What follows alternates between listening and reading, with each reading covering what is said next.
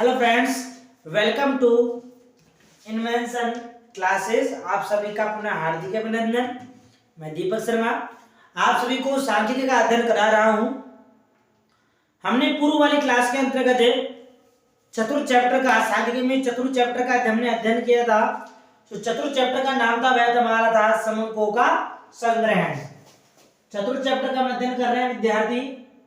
उस चैप्टर का अध्याय का नाम था समंकों का संग्रहण, कलेक्शन ऑफ द डाटा।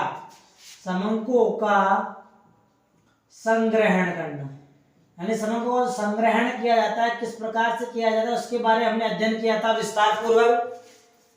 समंकों का संग्रहण हमने पूर्व वाली क्लास के अंतर्गत इसके अर्थ के बारे में और संग्रहण संदर्भ के आधार पर समंकों को जो दो भागों में बांटा गया था, प्राथमिक समंक और द्वितीय समंक। यानी संग्रहण के आधार पर समंक को दो भागों में बांटा गया था। कौन कौन समंक होते हैं बच्चों? प्राथमिक समंक और द्वितीयक समंक। प्राथमिक समंक संग्रहण के आधार पर या संदर्भ कह सकते हैं हम, संग्रहण के संदर्भ के आधार पर समंकों के प्रकार। संग्रहण समंक के आधार पर, समंकों के आधार पर समंकों के प्रकार थे। दो प्रकार पढ़ चुके थे। समंकों के आधार पर समंकों के प्रकार संग्रहण के संदर्भ में। लिख लेते हैं। संग्रहण के संदर्भ में समंकों के दो प्रकार बताए गए थे। प्रथम प्रकार था हमारा कौन सा था? समंकों के प्रकार,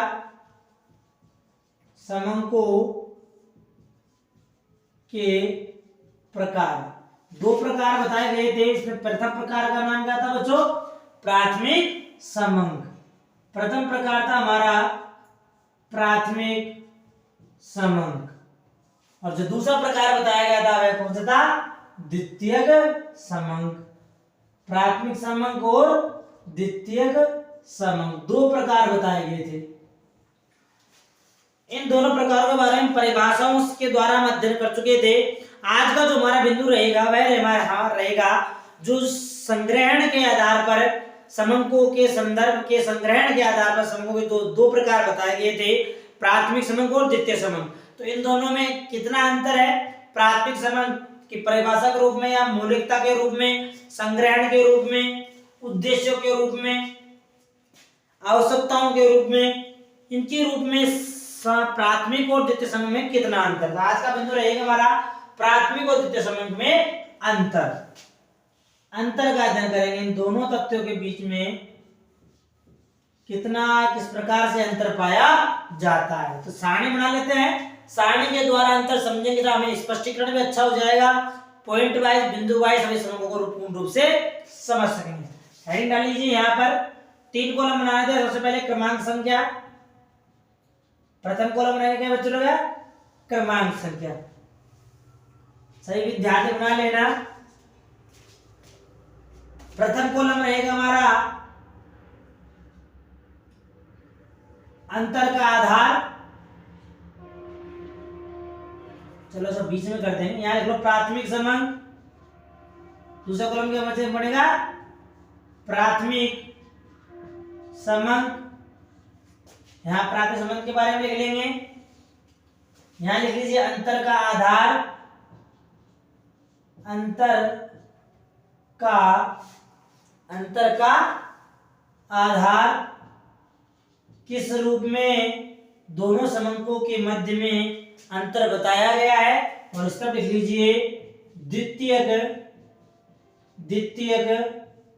समंक। द्वितीयक समंक। क्रमांक संख्या। दूसरे कॉलम में प्राथमिक समंक। तीसरे कॉलम में अंतर का आधार, जो इसका आधार माना जाएगा। चतुर्थ वाले कॉलम में बनाया गया द्वितीयक समंक। अंतर के आधार में बताया गया। पहला हमारा जो बिंदु बताया गया वह है मौलिकता। क्या है बच्चों? मौलिकता। मौलिकता के आधार पर अंतर कैसे बांटा गया है, किस प्रकार से व्यक्त किया गया है, उसके बारे में बताया गया है। मौलिकता में किस प्रकार के तथ्य व्यक्त किए जाते हैं। यानी मौलिकता में प्राथमिक समंग में कितनी मौलिकता है और द्वितीय समंग में कितनी मौलिकता है। तो नंबर 1 में लिख लीजिए मौलिकता के अंतर्गत प्राथमिक समंगों के बारे में कि ये समंग, पहला अंतर हमारा मौलिकता के आधार पर लिख लीजिए ये समंग से तात्पर्य कौन सा है? प्राथमिक समंग। ये समंग के मूलभूत व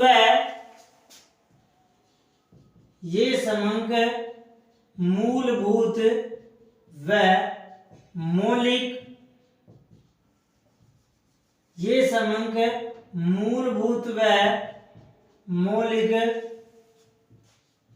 होते हैं। ये समंग मूलभूत व मौलिक होते हैं। ये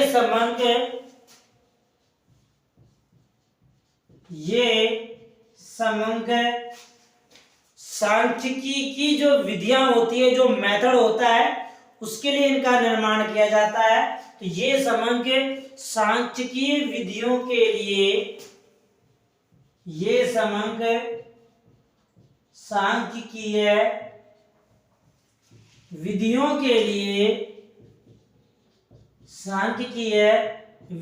के लिए होते हैं।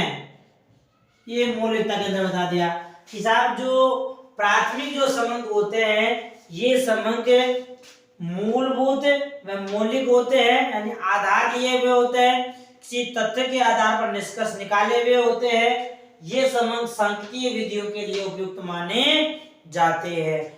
द्वितीय समंग में लिख लीजिए जबकि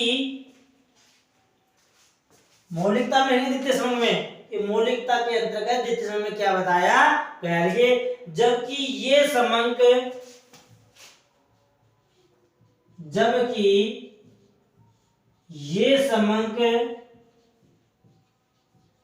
नकल किए हुए या नकल के,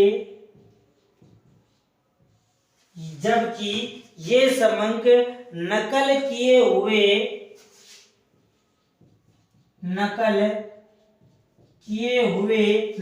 मतलब किसी व्यक्ति ने पूर्व में इसका उपयोग कर लिया, अब इसका नवीनतम उपयोग दोबारा पुनः इसका उपयोग कर रहा है, उसी के द्वारा जैसे पिछले वाले व्यक्ति ने किया वैसे इस वाले व्यक्ति ने भी कर दिया। तो नकल किए हुए व निर्मित माल की तरह, निर्मित माल से तात्पर्य क्या है? निर्मित माल से तात्पर्य है तैयार माल। जो कोई भी उत्पाद हमारा तैयार हो जाता है उस माल को या उस तथ्य को निर्मित कहा जाता है। ये समंग नकल किए हुए व निर्मित माल की तरह होते हैं, निर्मित माल की तरह होते हैं, निर्मित माल की तरह होते हैं। क्यों होते हैं? क्योंकि ये सांख्यिकी यंत्र से, क्योंकि ये समंग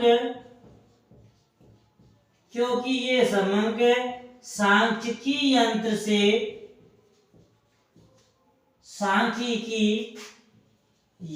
से, एक बार निकल चुके होते हैं, या फिर एक बार इनका उपयोग हो चुका होता है, एक बार गुजर चुके होते हैं। ये हो गया हमारा मौलिकता के आधार पर समंगों का अंतर। तो पहला तथ्य हमारा क्या हो गया, पुनः रिपीट कर रहा हूं, एक बार समझ लेना तथ्यों को। पहला अंतर को जो आधार बताया गया था मौलिकता बताया गया। चलो पहले दूसरा लिख लेते हैं, दोनों हो जाएंगे आपके एक साथ दोनों समझ लेंगे। दूसरा अंतर का जो आधार बताया गया वह हमारा बताया कलेक्शन, संग्रहण। क्या गया है? तो अंतर के आधार पर लिखना है संग्रहण। संग्रहण के आधार पर कैसे अंतर बताया गया है वो भी देख लो। संग्रहण कैसे बनाया है? संग्रहण के लिए ये समंग अनुसंधानकर्ता के द्वारा, नंबर 2 प्राथमिक समंक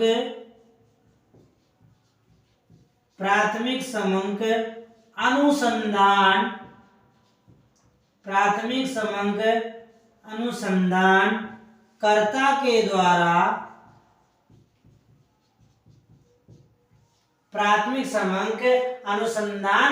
के द्वारा बिल्कुल नए सिरे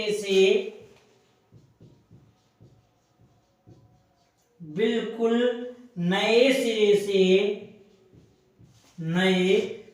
तात्पर्य यहाँ है भाग। सिरे से तात्पर्य क्या है बच्चों? भाग से लिया गया है। नए सिरे से प्रारंभ से लेकर अंत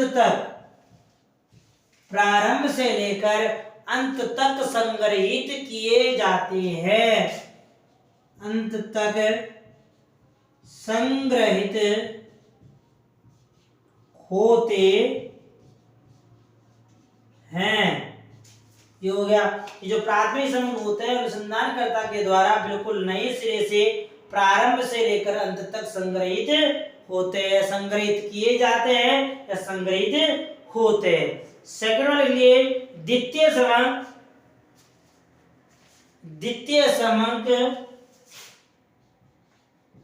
जबकि ये समंक, अब ये प्रारंभ से अंत तक नए सिरे से एकत्र किए जा रहे हैं, लेकिन जो ये द्वितीय समंक होते हैं ये नए सिरे से संग्रहित नहीं हुए, इनका पूर्व में उपयोग हो चुका होता है। जबकि ये समंक अनुसंधानकर्ता के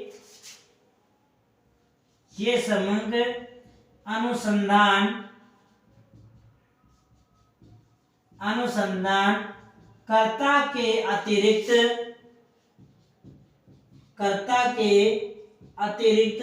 मतलब उसके अलावा कर्ता के अतिरिक्त अन्य व्यक्ति या संस्था के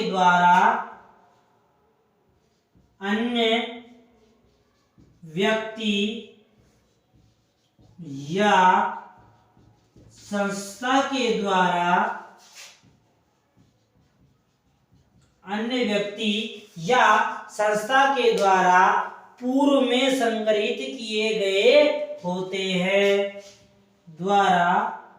पूर्व में संग्रहित किए गए होते हैं। जैसे कि तौर पे कह सकते हैं कि जो ये समंक होते हैं, ये समंक पत्र पत्रिकाएं जो होती है उनके द्वारा जो प्रकाशन प्रस्तुत किए जाते हैं, उन प्रकाशनों के द्वारा व्यक्त किए जाते हैं या प्रस्तुत किए जाते हैं। इसमें एक लाइन में लिख लीजिए कि ये समंक पत्र पत्रिकाओं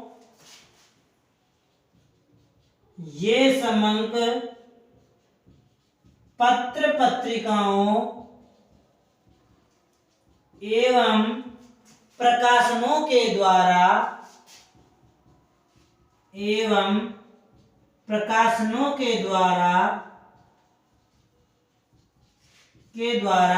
संग्रहित किए जाते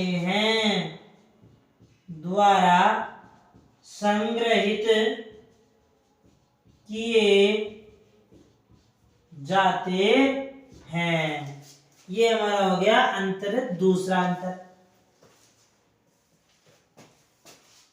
ये सभी विद्यार्थियों ने या समझ लेते हैं दोनों अंतरों को कि दोनों अंतरों में क्या बताया गया, कितना बताया। क्रमांक संख्या 1 2 और भी अंतर है, अभी बताऊंगा आगे।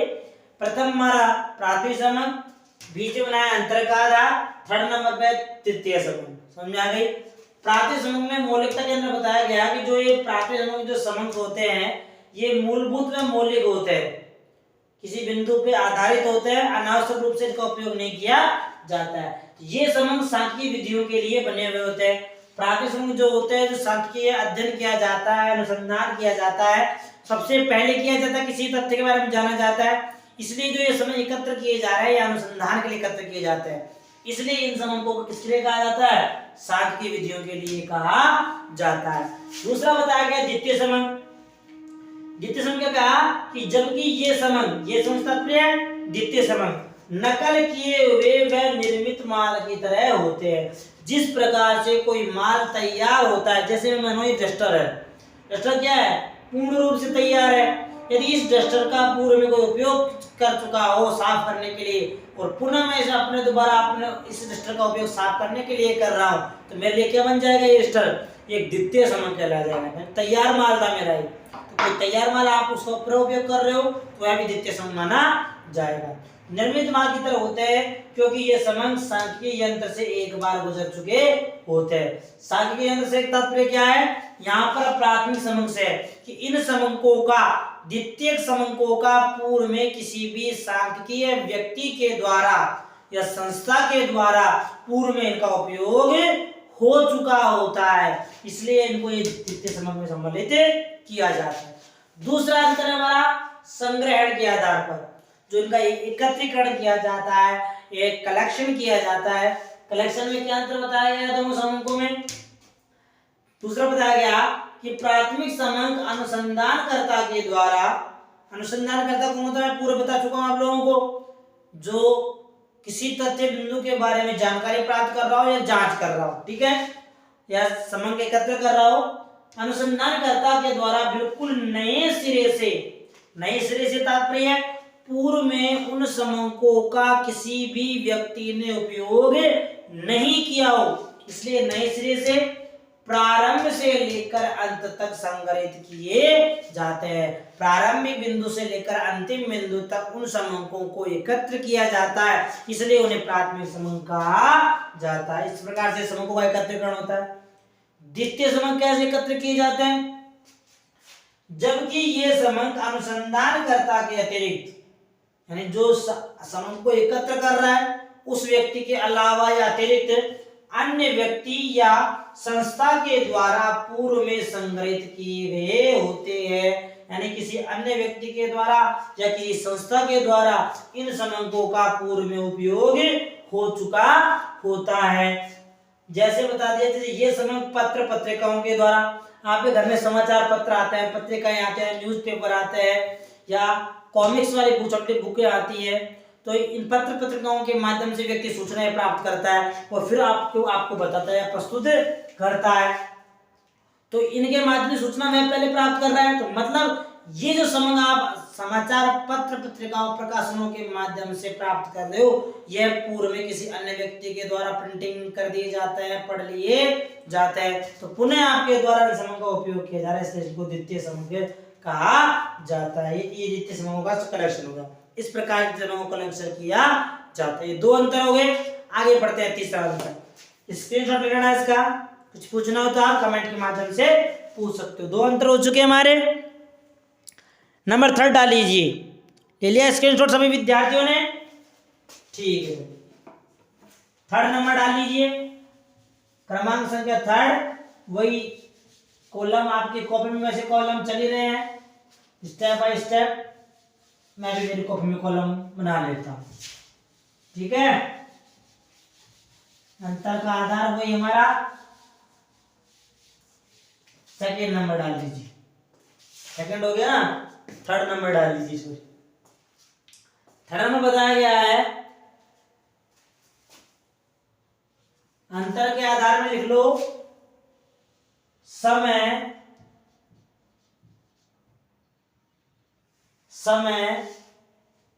व धन की आवश्यकता, समय व धन की आवश्यकता के आधार पर, समय व धन की आवश्यकता के आधार पर समंकों में किस प्रकार से अंतर पाया गया। एक तैरोदर एक है। अब प्राथमिक समंग को जब एकत्र किया जाएगा तो उस समय व धन के बारे में क्या बताया गया। तो जब प्राथमिक समंग प्रारंभ से एकत्र किए जा रहे हैं, चलो पहले लिख लेते हैं, बाद समझा देता हूं, पहले लिख लो इसको, समय अनुसार लिखिए। प्राथमिक समंकों के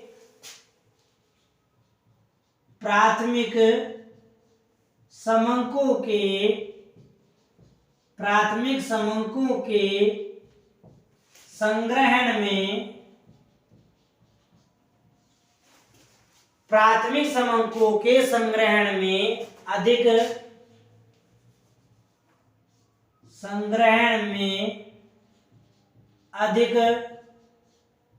धन कोमा समय, अधिक समय कोमा चातुर्यता, अधिक धन समय चातुर्यता एवं परिश्रम की आवश्यकता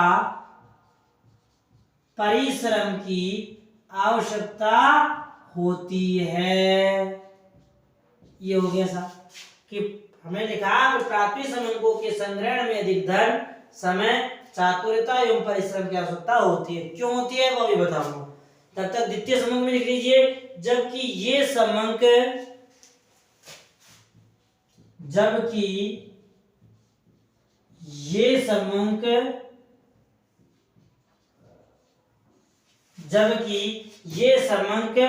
पत्र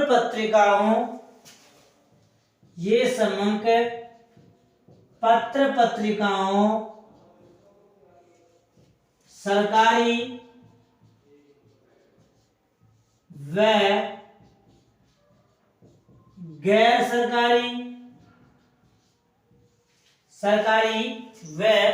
गैर सरकारी प्रकाशनों से एकत्र किए जाते हैं।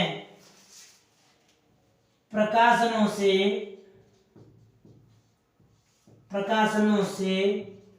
एकत्र से तात्पर्य क्या हो गया? इकट्ठा करना। एकत्र किए जाते हैं।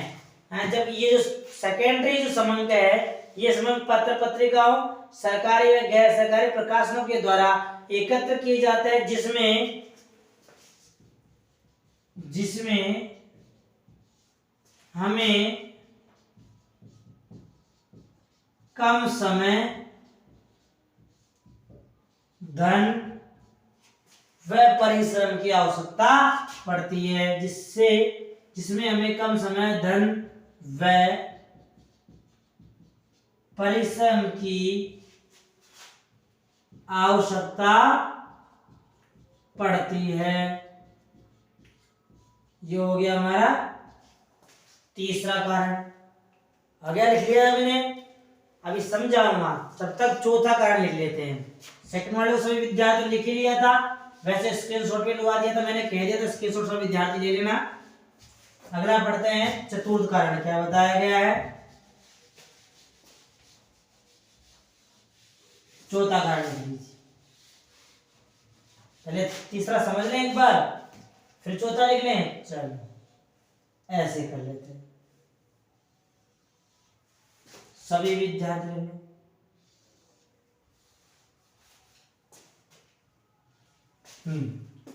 चौथा लिखिए, उद्देश्यों के आधार पर। चौथा कारण क्या हो गया हमारा? चौथा अंतर हो गया हमारा उद्देश्यों के आधार पर। जो उद्देश्य होते हैं उन उद्देश्यों के आधार पर, उद्देश्यों के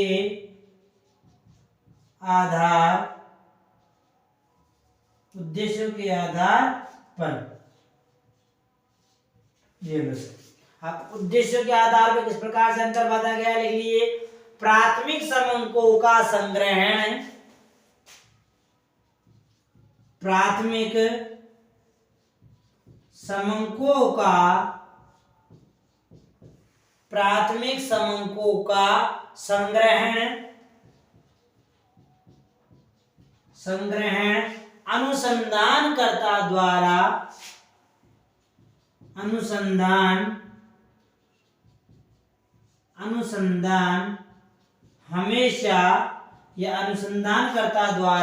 हमेशा अनुसंधान के उद्देश्यों के अनुकूल, कर्ता को दिखाई नहीं मैंने, अनुसंधानकर्ता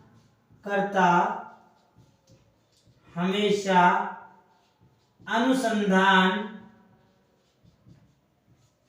अनुसंधान के उद्देश्यों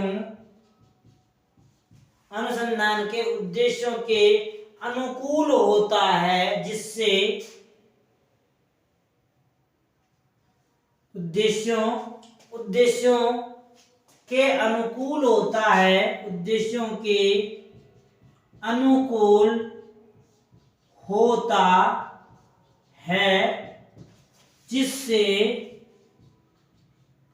क्या होगा, बोले लो, उद्देश्यों के अनुकूल होता है, जिससे उसमें आर्थिक संशोधन की आवश्यकता नहीं पड़ती है, जिससे उसमें आर्थिक संशोधन की, आर्थिक मतलब धन से संबंधित, आर्थिक संशोधन की आवश्यकता नहीं पड़ती है, संशोधन की आवश्यकता नहीं होती है। प्राप्ति समूहों का संग्रहण अनुसंधानकर्ता हमेशा अनुसंधान के उद्देश्यों के अनुकूल करता है या होता है, जिससे उसमें आर्थिक संशोधन की आवश्यकता नहीं होती है। द्वितीय समूह के लिए ये समंग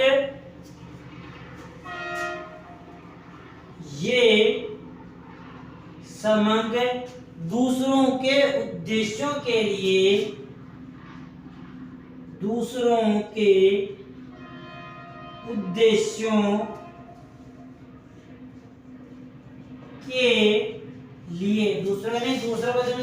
दूसरे किसी फर्म में पहले वो उद्देश्य निर्धारित कर लिया गया हो और आपके द्वारा वो उद्देश्य पुनः निर्धारित किए गए हो, तो दूसरों के उद्देश्यों के लिए संग्रहित के कारण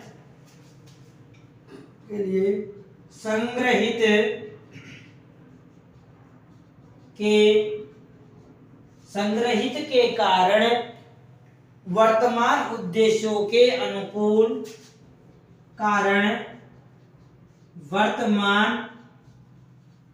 उद्देश्यों के अनुकूल नहीं होते हैं, यानी वर्तमान उद्देश्यों के अनुरूप नहीं होते हैं, जिससे हमें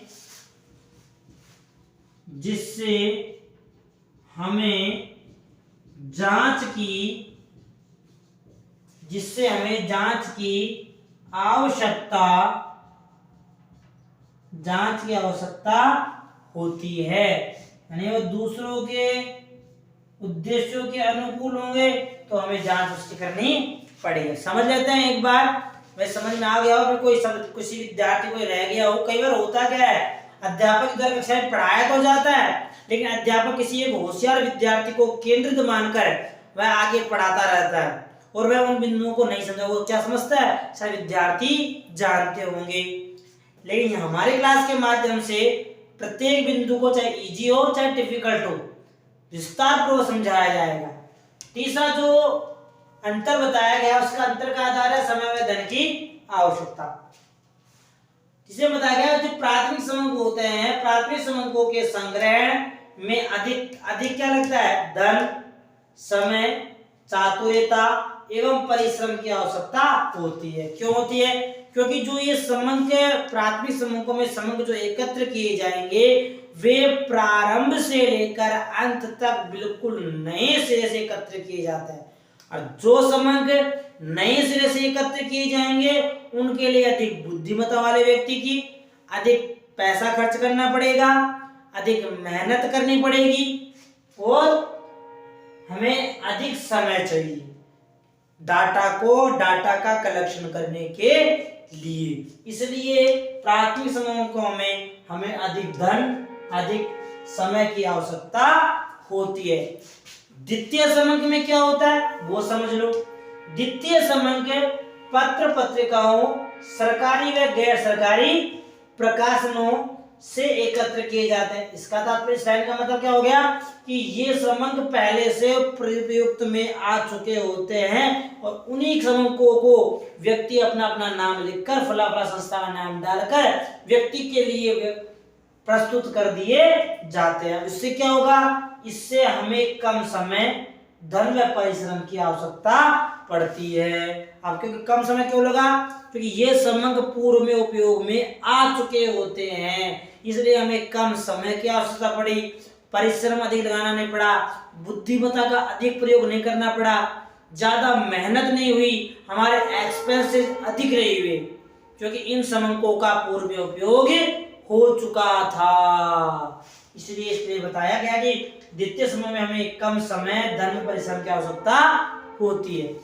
चतुर्थ अंतर जो बताया, क्या बताया गया, चतुर्थ है उद्देश्यों के आधार पर। अब उद्देश्यों के आधार पर प्राथमिक समंक और द्वितीय समंक में क्या अंतर बताया गया है वो समझ लो। प्राथमिक में कहा गया कि प्राथमिक समंकों का संग्रहण, जो प्राथमिक समंकों का इकट्ठा किया जाएगा, कलेक्शन किया जाएगा, उसमें अनुसंधानकर्ता हमेशा अनुसंधानकर्ता जो होता है वह हमेशा अनुसंधान के उद्देश्यों के अनुकूल होता है। अनुसंधान के उद्देश्यों के अनुकूल क्यों बताया गया, क्योंकि जो समंक एकत्र किए जा रहे हैं वह उस अनुसंधान से संबंधित ही एकत्र किए जा रहे हैं, इसलिए जो समंक एकत्र किए जाएंगे वह अनुसंधान के अनुकूल ही होंगे, यानी अनावश्यक समंकों को एकत्र नहीं किया जाएगा, जिससे उसमें आर्थिक संशोधन की आवश्यकता भी नहीं होती। नहीं में आर्थिक एवं धन संबंधित से जो संशोधन किए जाते हैं उस संशोधन को करने की आवश्यकता नहीं होती है।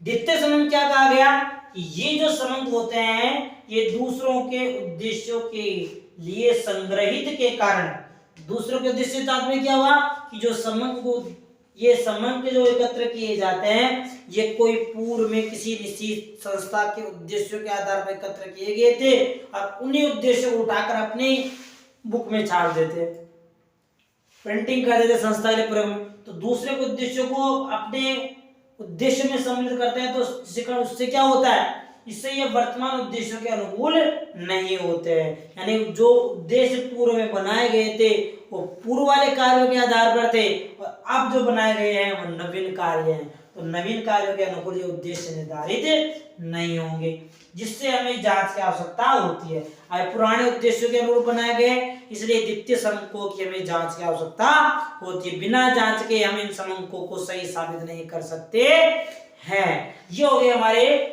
4 अंतर। स्क्रीनशॉट लेना है सभी विद्यार्थी, चारों अंतरों का, प्राथमिक समंक और द्वितीय समंक में अंतर हो चुके हैं हमारे, समझ में आ गया। कुछ पूछना हो तो कमेंट के माध्यम से आप पूछ सकते हो। चैनल को लाइक कीजिए, सब्सक्राइब कीजिए, बेल आइकन को दबाइए, तो बेल आइकन दिया हुआ है उसके अंदर, और इसको शेयर भी कीजिए। लिया स्क्रीनशॉट, आगे चलते हैं। इन्हीं के बारे में आगे भी तथ्य बताए गए। अंतर हमारे 4 बताए गए थे।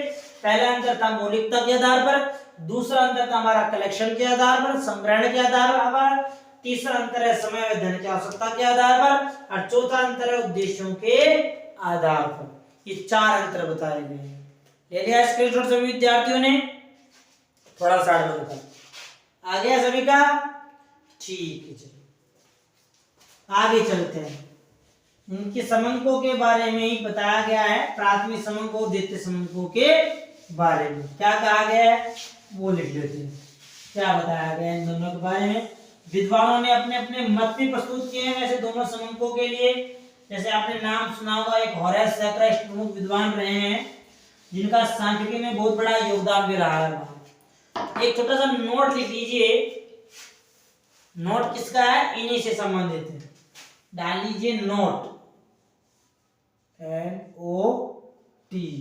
नोट क्या कहा गया, नोट इतना अंतर हो जाने के बाद एक नोट बता दिया गया, वो या तो नोट तो क्या हो गया, या तो पॉजिटिव में हो गया या फिर नेगेटिव में। चलो देखते हैं नोट में क्या बताया गया। तो लिखिए, इन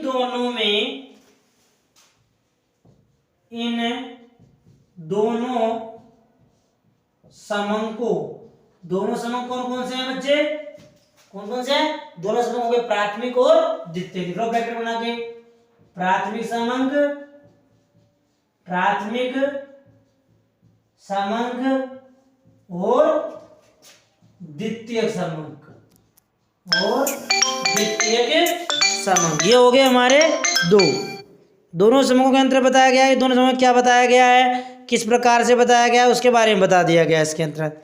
तो ये दोनों समंक, प्रारंभिक समंक और द्वितीयक समंक, तो इन दोनों समंकों में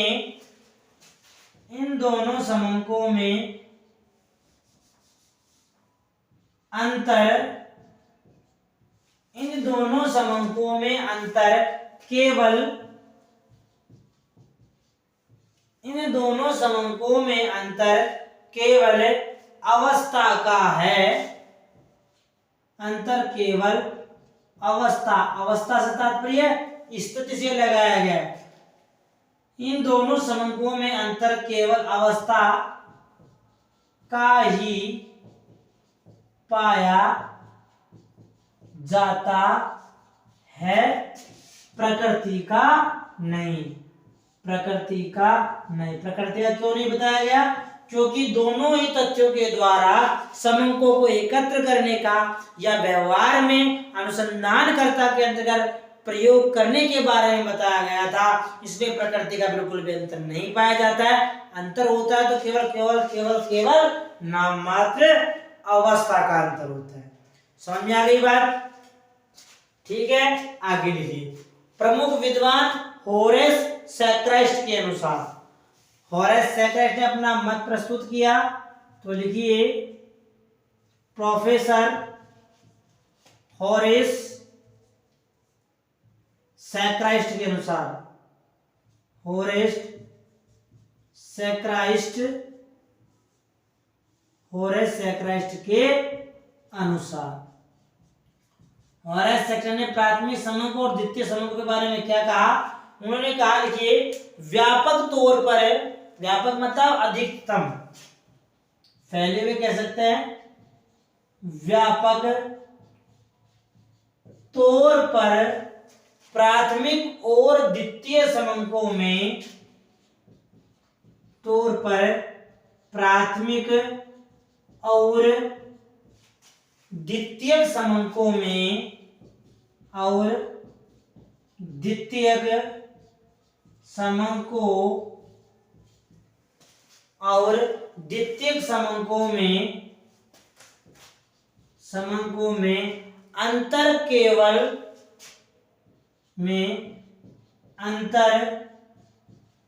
केवल अवस्था का है, जो पर नोट में बात भी दिखा दी आपको, होरेस सैक्राइस्ट ने भी कह दिया, अंतर केवल अवस्था का है, जो समंक एक पक्ष, जो समंक एक पक्ष के लिए, जो समंक एक पक्ष के लिए, एक पक्ष के लिए द्वितीयक हैं, जो समंक एक पक्ष के लिए द्वितीयक हैं, वे अन्य पक्ष के लिए, वे अन्य पक्ष के लिए क्या है बच्चों? जब द्वितीयक हो गया तो अन्य पक्ष के लिए क्या हो जाएगा? प्राथमिक हैं, के लिए प्राथमिक हैं। ये कहा था प्रमुख विद्वान होरेस सैक्राइस्ट ने। होरेस सैक्राइस्ट का उदाहरण भी दिया। उदाहरण के लिए कहा गया जैसे, जैसे क्या बताया? जैसे जो सरकार जो जनगणना कर रही है, तो सरकार के लिए जनगणना वाले आंकड़े प्राथमिक हो गए और आम जनता के लिए वही आंकड़े हो गए द्वितीयक मान लिए जाते हैं। जैसे सरकार के लिए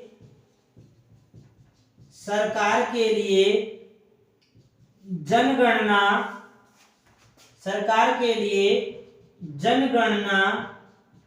के समंक प्राथमिक होते हैं, जबकि ये ही जनगणना के समंक, ये ही जनगणना के समंक आम जनता के लिए,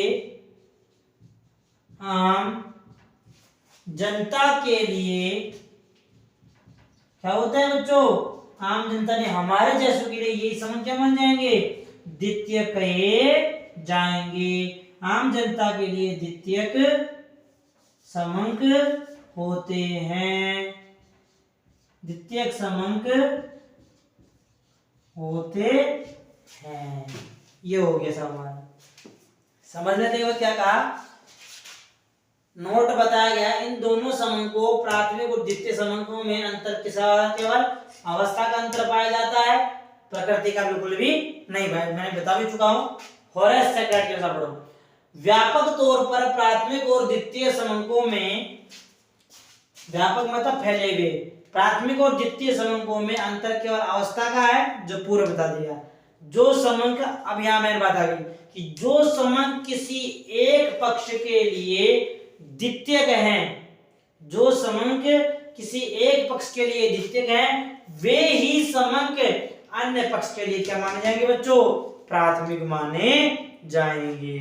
जैसे उदाहरण दे दिया, जैसे सरकार के लिए जनगणना के जो समंक होते हैं, सरकार के लिए जनगणना के जो समंक होते हैं, वे समंक कैसे होते हैं बच्चों, प्राथमिक होते हैं, प्राइमरी होते हैं। और जब यही जनगणना के समंक आम जनता के लिए क्या माने जाते हैं, द्वितीय, क्योंकि सरकार के द्वारा जनगणना का कार्य किया जाता है। सरकार जब जनगणना वाला कार्यक्रम करती है तो प्रारंभ से लेकर अंत तक बिल्कुल नए सिरे से करती है।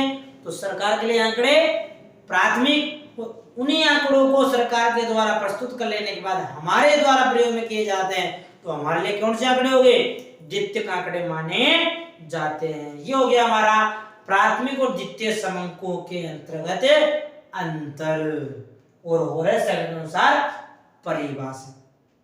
समझ में आ गया, आशा करता हूं सभी विद्यार्थियों समझ में आया होगा।